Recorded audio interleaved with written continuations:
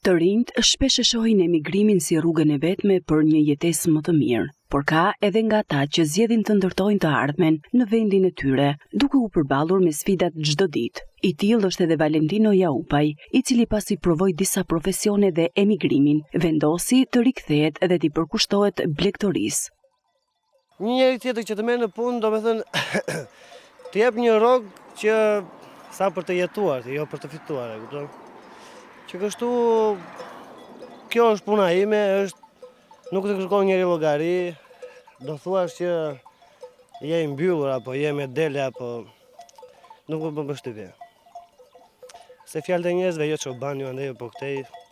Unë për veten time kur jam mirë me veten, s'më intereson gjë tjetër, e kupton? Je nga mëngjesi në darkë je me to, po dhe në darkë se kanë procese, kanë mjeljen, kanë lere punën që je me to gjithë ditën, por kanë kohën e pjelljes. Kohën e pjelljes edhe natën po thuaj se je pa gjumë, se vete i shikoni, bën kush ka pjell, jo po e mend këshelekun e vogël të delja, kanë shumë punë, e kupton?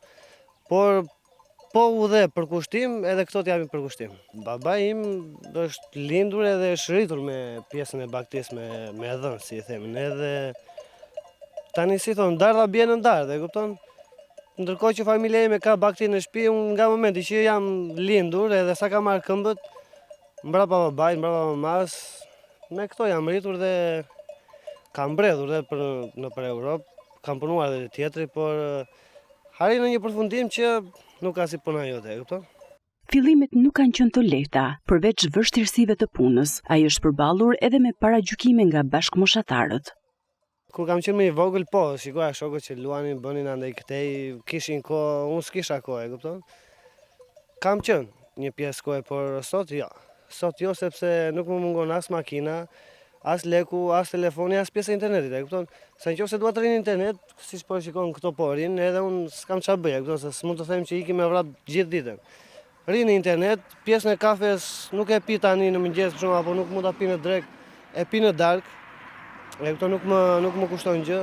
Dhe sa për pjesë do me thënë që dua të dal tani në drek, kam kush më zëvendëson, e kupton? Kam vllajin, kam maman, kam babain. Mund të iki tani të jepi makinë se të ikin në Tiranë, Vlorë, Fier, mund të kthehen me për një javë, e kupton?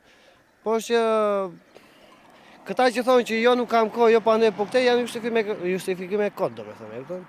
E kanë edhe këto pjesën e tyre të lirë, nëse ke njerëz patjetër.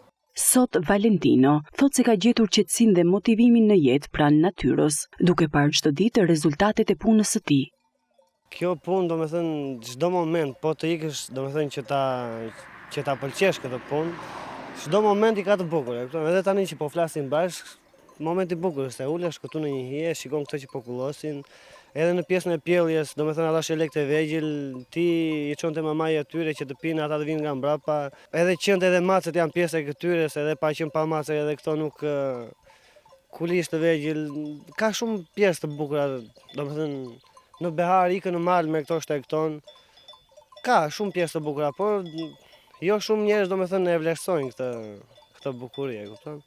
Historia e tij tregon se edhe në kushte sfiduese, pasioni dhe përkushtimi mund të kthehen në një mundësi të qëndrueshme jetese.